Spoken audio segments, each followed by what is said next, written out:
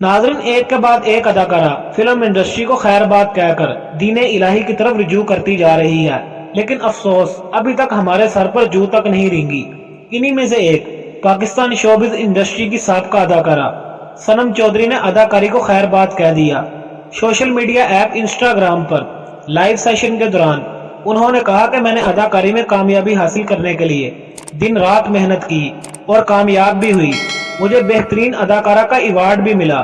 जिंदगी बिल्कुल सेट थी और बहुत मजा आ रहा था। सनम चौधरी ने जज्बाती अंदाज में अल्लाह का शुक्र अदा करते हुए कहा कि मैं जो मांगती थी वो अल्लाह मुझे दे देता था।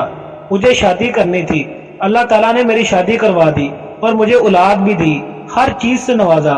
सनम चौधरी ने कहा कि एक बात जो मेरे दिल से निकल रही थी वो ये है कि असल में मुझे पता नहीं था कि मरना भी है। ये वो वक्त था जब मुझे एहसास हुआ कि कहीं मैं बतौर अदाकारा दुनिया को खुश करने के चक्कर में अपने रब को नाराज न कर बैठूं। सनम ने बात जारी रखते हुए कहा कि मेरे पास सब कुछ था लेकिन फिर भी कुछ कमी लगती थी।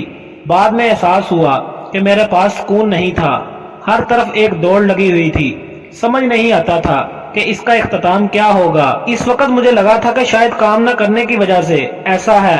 मैंने बेटे की पैदाइश के बाद अपना वजन कम किया और तमाम प्रोडक्शन हार्मोन से राब्ते किए और उन्हें वक्त दे दिया कि इस माह काम का आगाज करूंगी। उन्होंने कहा कि एक दिन मैंने खुद से सवाल किया तो एहसास हुआ कि आखिर जिंदगी में मुझे क्या चाहिए। सब कुछ होने के बावजूद मजीद किस चीज की ख्वाहिश है।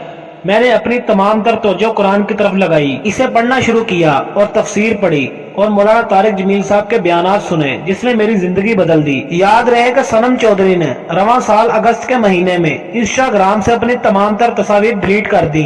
बाद अज़ां उन्होंने शोबिस को खैरबाद कह दिया। अल्लाह तबारक व तआला बहन सनम को दीन मोहम्मदी के ऊपर मजीद इस्तकामत अता फरमाए। दोस्तों, बात दरअसल ये है कि अल्लाह तबारक व तआला का दीन किसी का मोहताज नहीं।